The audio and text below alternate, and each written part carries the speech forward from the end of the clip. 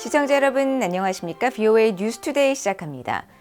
미국 워싱턴에서 북대서양조약기구 나토 정상회의가 개막했습니다. 창설 75주년을 맞는 나토는 이번 정상회의에서 러시아의 우크라이나 침공과 북러 무기 거래, 중국의 러시아 지원 문제 등 핵심 현안에 대해 논의할 예정입니다. 32개국 정상들이 모이는 워싱턴 DC 컨벤션 센터에서 함지하 기자가 전해드립니다. 네, 이곳은 북대서양 조약기구 나토 정상회의가 열리고 있는 워싱턴 DC 컨벤션 센터입니다.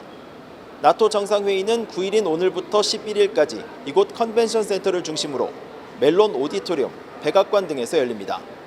미국 등 32개 나토 동맹국과 한국, 일본, 호주, 뉴질랜드 등 나토의 인도태평양 파트너 4개 나라, 우크라이나, 유럽연합, EU가 이번 회의에 참석합니다. 전 세계 30여 개국 정상이 모이는 만큼 이곳 워싱턴 DC의 경비는 삼엄합니다. 이곳 워싱턴 DC 컨벤션 센터의 도로는 차량 통행이 차단됐고 건물 주변에는 철제 펜스가 설치됐습니다. 근처 지하철역에는 열차가 정체하지 않고 있습니다. 개막 첫날인 오늘 옌스 스톨텐베르크 나토 사무총장은 토니 블링컨 국무장관과 만났으며 양측은 이번 정상회의에서 도출할 우크라이나 지원 문제 등을 논의한 것으로 보입니다. 이번 정상회의에서 주요 의제로 논의될 러시아와 북한의 군사협력 문제도 다시 거론됐습니다. 나토의 고위관리는 브리핑을 통해 러시아가 지금 북한으로부터 가장 필요로 하는 것은 포병 탄약과 탄도미사일이라면서 러시아는 지금 북한으로부터 얻고 있고 전장에서 확실히 활용하고 있는 두 가지가 바로 이것들이라고 말했습니다.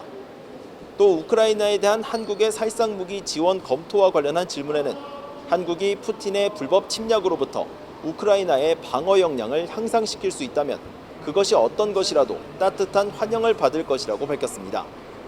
한편 한국의 윤석열 대통령은 이곳 시간으로 10일 새벽 워싱턴에 도착하며 일본의 기시다 후미오 총리도 10일 오후 입국을 예고했습니다.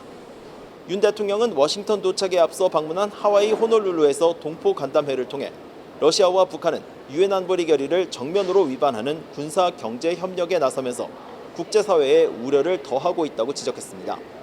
그러면서 우크라이나 전쟁을 조속히 끝내고 국제사회가 평화와 번영을 이루는 데 힘을 보태겠다고 밝히고 한국 정부는 자유와 인권, 법치의 보편적 가치를 공유하는 북대서양 조약기구 나토 회원국, 인도태평양 지역 파트너 국가들과 협력해 책임 있는 역할을 해낼 것이라고 강조했습니다. 조 바이든 대통령은 오늘 저녁 질 바이든 여사와 함께 백악관 인근 멜론 오디토리움에서 나토 정상들을 맞이했습니다. 나토 회원국들과 한국, 일본은 내일부터 다자와 양자 회담을 시작합니다. 정상들은 러시아의 침공으로 전쟁을 벌이고 있는 우크라이나에 대한 지원을 비롯해 북러 간 협력, 중국의 러시아 지원 등 세계 안보와 직결된 사안들에 대해 심도 있는 논의를 하고 이에 대한 구체적인 협력 대응 방안을 발표합니다. 지금까지 워싱턴 DC 컨벤션 센터에서 VOA 뉴스 함지아입니다. 이번 나토 정상회의와 관련해서 미국 내 전문가들은 한국을 포함한 IP4 인도태평양 4개국과 나토 간의 협력의 중요성을 강조했습니다. 과거에는 북대서양과 인도태평양 지역 안보가 별개로 여겨졌지만 러시아의 우크라이나 침공 이후 협력의 필요성과 중요성이 커졌다면서 이런 협력은 갈수록 위협을 높이고 있는 중국과 러시아, 북한 등에 대한 억제력을 강화할 수 있다고 진단했습니다. 안준호 기자가 보도합니다. 조셉 디트라니 전 북핵 육자회담 미국 차석 대표는 북대서양 조약기구 나토와 한국, 일본, 호주, 뉴질랜드 등 인도태평양 4개국 IP4와의 협력 강화는 잠재적 침략자가 북한이든 중국이든 누구든 상관없이 매우 긍정적인 발전이라고 평가했습니다. 최근의 한반도 상황과 북러 조약 체결 등을 고려할 때 나토와 인태지역 4개국의 협력은 강력한 메시지가 된다는 겁니다. Well, I think it will strengthen, if you will, the element of deterrence in the Indo-Pacific region. The element of deterrence to ensure that these countries are aligned together for the purpose of mutual defense. And I think that's a very positive development, regardless of who the potential aggressor could be, whether it's North Korea, whether it's China, who knows. 디트라니 전 차석 대표는 또 중국이 인태지역 4개국과 나토의 공조 강화를 비판한 것과 관련해서는 인태 국가들은 중국의 항의를 무시해야 한다면서 중국이 인태 지역에서 불안정이 아니라 더 큰 안정에 기여하고 있다는 말은 사실이 아니라며 일축했습니다. 앞서 린젠 중국 외교부 대변인은 8일 정례 브리핑에서 인태 지역 4개국과 나토의 공조 강화와 관련해 나토는 냉전의 산물이자 세계 최대의 군사동맹이라면서 나토는 영내 방어 동맹으로서의 역할에 머물러야 하며 아태 지역에서 긴장을 조성하고 냉전적 사고방식과 진영 대결을 조장하는 행위를 중단해야 한다고 주장했습니다.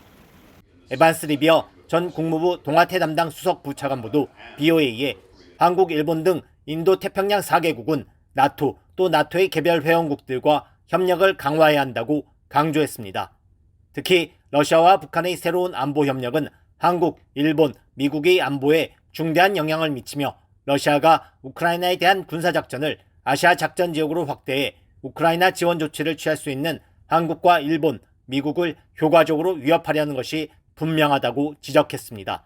그러면서 이것은 나토의 안보와 동아시아 파트너 국가들의 안보가 불가분의 관계가 됐다는 명백한 증거라면서 만약 한국이 나토의 우크라이나 지원에 대한 노력에 직간접적으로 지원할 준비가 돼 있다면 나토 회원국들은 대북 대응에 있어서 한국을 지원할 것이며 이것은 북한과 러시아의 중요한 메시지가 될 것이라고 말했습니다.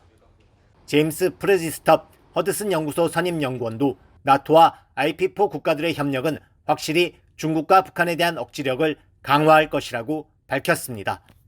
Well, I think it will certainly enhance deterrence against China and North Korea.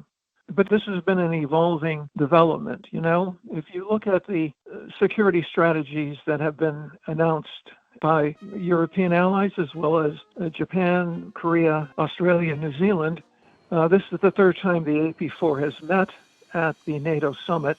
So this is a continuing evolution of alliance-based cooperation, both with respect to Europe and Ukraine and with respect to the Indo-Pacific. 프로지스톱 선임연구원은 이어 한반도 유사시 나토의 많은 회원국들이 과거 한국 전쟁 당시처럼 한국을 지원할 것으로 보느냐는 질문에는 안보 조약이 없기 때문에 좀 더 지켜봐야 한다면서도 유럽 국가들은 여전히 한반도 유엔군 사령부의 일원이며 유사시 한국에 대한 훨씬 더 광범위한 지지를 볼 수 있을 것이라고 말했습니다. BOA 뉴스 안준호입니다. 유엔 안전보장이사회 긴급회의에서 한국의 황준국 대사는 북한 등 소수의 국가만이 러시아의 불법적인 우크라이나 영토 합병을 인정하고 있다고 지적했습니다. 황준국 유엔 주재 한국 대사는 9일 러시아의 우크라이나 어린이병원 공습과 관련한 긴급회의에서 압도적 다수의 유엔 회원국들은 여전히 해당 지역이 주권국가 우크라이나의 필수적인 부분이라고 믿고 있다며 이같이 지적했습니다. 이어 러시아의 불법 침략은 당장 종식돼야 하며 한국은 안보, 인도적 지원, 재건 분야에서 우크라이나 국민들과 함께할 것이라고 강조했습니다. 린다 토머스 그린필드 유엔 주재 미국 대사는 러시아가 어린이 병원을 공격한 것은 소름이 끼치는 일이라며 잔혹행위에 따른 희생자들이 정의를 얻을 때까지 미국은 우크라이나의 편에 설 것이라고 밝혔습니다. 미국 국방부는 북러 조약 체결 이후 북한 군사대표단의 러시아 방문과 관련해 계속 주시할 사안이라고 밝혔습니다. 패트릭 라이더 국방부 대변인은 9일 브리핑에서 관련 질문을 받고 러시아와 북한의 관계 발전에 대해 우려하고 있다는 사실을 잘 알고 있을 것이라고 말하고 이는 우크라이나 침략 전쟁에 기꺼이 동참할 파트너를 찾으려는 러시아의 절박함을 보여준다는 측면에서 계속 주시해야 할 사안이라고 지적했습니다. 앞서 북한 대외관영 조선중앙통신은 김일성 군사종합대학 김금철 총장을 단장으로 하는 조선인민군 군사교육대표단이 8일 러시아로 출발했다고 밝혔으며 북한군 고위 관계자의 러시아 방문은 유사시 군사 지원을 중심으로 한 북러 조약 체결 이후 처음입니다. 북한 자유주간을 맞아 미국 의회에서 탈북민들이 북한 정권의 인권 유린 실태를 증언했습니다. 탈북민들은 참혹했던 북한에서의 상황, 또 자신의 경험을 밝히면서 북한으로 유입되는 외부 정보는 북한 주민들에게 매우 중요하다고 강조했습니다. 이조은 기자가 보도합니다. 지난해 일가족 9명과 함께 목선을 타고 탈북해 한국에 정착한 김희혁 씨. 하원 외교위원회 인도태평양 소위원회가 개최한 라운드 테이블에서 김 씨는 미국 의원들에게 북한 정권의 참혹한 인권 유린 실태를 전했습니다. 김 씨는 지난해 5월 북한 황해남도에서 자신을 포함해 일가족 9명을 태운 목선을 타고 서해 북방 한계선 NNL을 넘어왔습니다. 가족의 생계를 이끄는 가장으로서 노동의 자유조차 없는 북한을 떠나기로 결심한 것. 무엇보다도 어린 자녀들이 북한 정권의 착취에서 벗어날 길이 없었기 때문이라고 밝혔습니다. What is more heartbreaking is that even 8-year-old children who know nothing are suffering due to organized effort. That's why I escaped North Korea, because I'm a father, don't have two children. 김일성 종합대학을 졸업한 평양 엘리트층이었다는 탈북민 김지영 씨도 북한 정권의 참혹한 인권 유린과 세뇌 속에 수많은 북한 어린이들이 굶어 죽었다고 증언했습니다. 그러면서 그런 자신의 관점을 통째로 바꾼 건 한국 드라마와 같은 외부 정보였다고 밝혔습니다. 10년대 경제난으로 문 앞에서 어린아이들이 굶어 죽는 수많은 모습들을 보면서 지금도 부끄럽지만 그게 김씨 정권의 탓이라고 생각해 본 적이 없습니다. 결국에는 외부 정보가 북한에서 충성분자였던 저희 머리를 바꾼 것입니다. 북한에서는 숨쉬는 것조차 범죄로 느껴졌다는 김 씨는 그러면서 북한 주민들을 위한 외부 정보 유입은 계속돼야 한다고 강조했습니다. 이날 행사를 주최한 영킴 공화당 하원 의원은 북한 정권의 위험성이 커지고 있는 상황에서 북한 인권 문제 개선의 시급성을 역설했습니다. 그러면서 탈북민들을 향해 북한 인권 문제 개선을 위해 계속 최선을 다하겠다고 강조했습니다. 지금 현재 여러분들은 자유로운 나라에서 살고 있지만 북한의 두고온 가족들 생각하면 항상 가슴이 미어지고 아플 거 알고 있습니다. 그런 거 같은 고통을 제가 같이 나누면서 앞으로도 제가 할 수 있는 한 최선을 다해서 여러분들과 함께 이 싸움을 하기를 약속합니다. 김 의원은 이날 행사와 별도로 VOA 기자 만나 대북 정보 유입을 위한 북한 인권법 재승인 법안 처리의 필요성을 거듭 강조했습니다. Well, pass the North Korea Human Rights Reauthorization Act. The time is not on our side. The North Korea Human Rights Reauthorization Act provides funding for broadcasting into North Korea to give voice for North Korean defectors and refugees wherever they may have resettled. 김 의원은 그러면서 미국은 대북 정보 유입 노력을 계속해 탈북민들의 목소리를 통해 북한 주민들에게 자유로운 세상에서 사는 것이 어떤 것인지 알려야 한다고 강조했습니다. VOA 뉴스 이조은입니다. 미국 국무부의 정박 대북 고위관리 겸 동아시아 태평양 담당 부차관보가 지난 5일 사임했습니다. 미국 국무부 대변인은 9일 VOA의 관련 질문에 정박 전 부차관보가 지난 5일 사임했다고 밝히고 2021년 취임 이후 북한에 대한 박 박사의 지칠 줄 모르는 헌신과 강력한 리더십에 감사하며 앞으로 행보에 행운이 있길 기원한다고 말했습니다. 이어 국무부의 북한 정책은 데니얼 클린튼 브링크 국무부 동아시아 태평양 담당 차관보가 총괄하게 될 것이라고 밝히고 우리는 북한을 가장 잘 관여시키고 침략을 억제하며 북한의 여러 유엔 안보리 결의 위반에 대한 국제적 대응을 조율하는 방법에 대해 한국, 일본 그리고 기타 동맹국과 파트너들과 긴밀히 협의해 나갈 것이라고 말했습니다.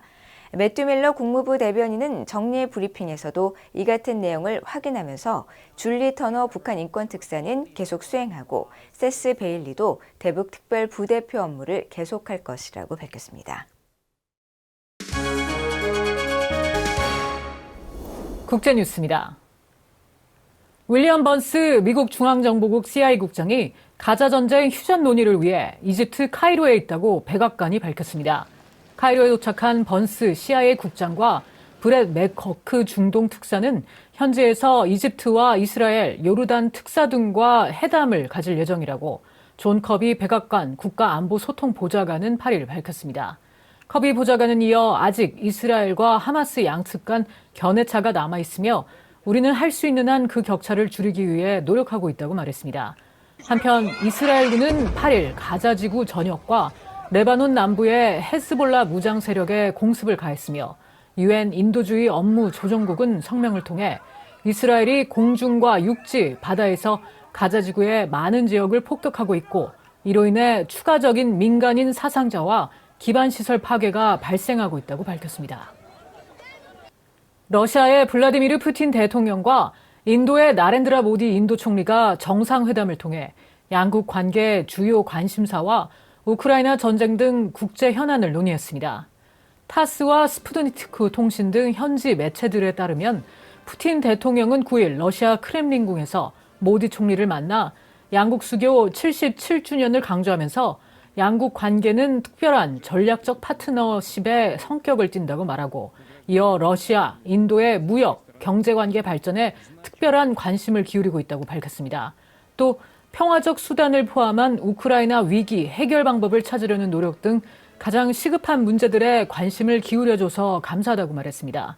이에 대해 모디 총리는 전쟁을 통해서는 해결책을 찾을 수 없고 폭탄과 총알 사이에서 평화를 위한 대화는 성공할 수 없다고 강조하고 우리는 대화를 통해 평화로 가는 길을 찾아야 한다고 밝혔습니다.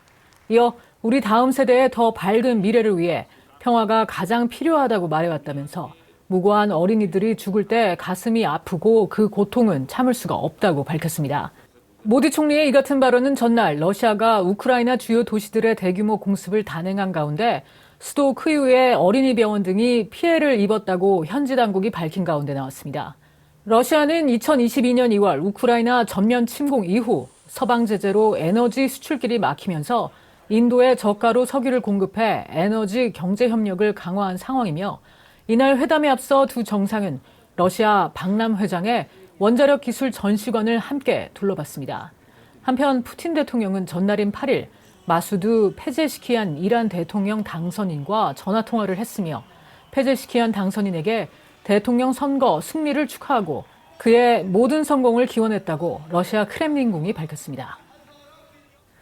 중국과 벨라루스가 북대서양 조약기구 나토 회원국인 폴란드의 가까운 지역에서 특수부대를 동원해 합동훈련을 시작했습니다. 양국 군 당국은 8일 벨라루스의 서부 접경도시 브레스트에서 이글 어설트 훈련을 개시해 오는 19일까지 진행한다고 발표하고 다양한 상황의 대테러 작전으로 구성했다고 밝혔습니다. 벨라루스 24 등 현재 매체들은 이번 훈련에는 야간 착륙과 인구 밀집 지역 전투 등의 시나리오들이 포함되며 양국 특수부대들이 국경 주변과 국제적으로 만일의 사태가 발생했을 때를 가정해 대응 기동을 연습한다고 보도했습니다.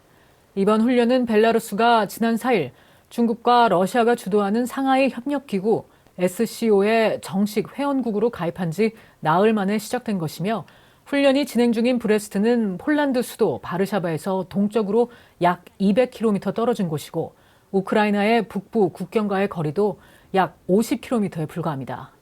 벨라루스는 러시아군에 기지를 제공하고 우크라이나 북부 진입 경로를 열어줌으로써 지난 2022년 2월 24일 러시아의 우크라이나 전면 침공 과정을 적극 지원했습니다.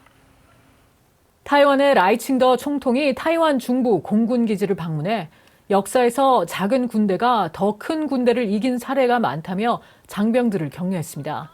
로이터 통신에 따르면 9일 타이완 총통실은 라이 총통이 중부 타이충 공군 기지를 찾아 장병들에게 장비 규모가 중요한 건 인정한다면서도 그것이 한 나라의 군사력을 대표하지는 않으며 역사적으로 작은 군대가 더 큰 군대를 이긴 사례가 많다고 강조했습니다.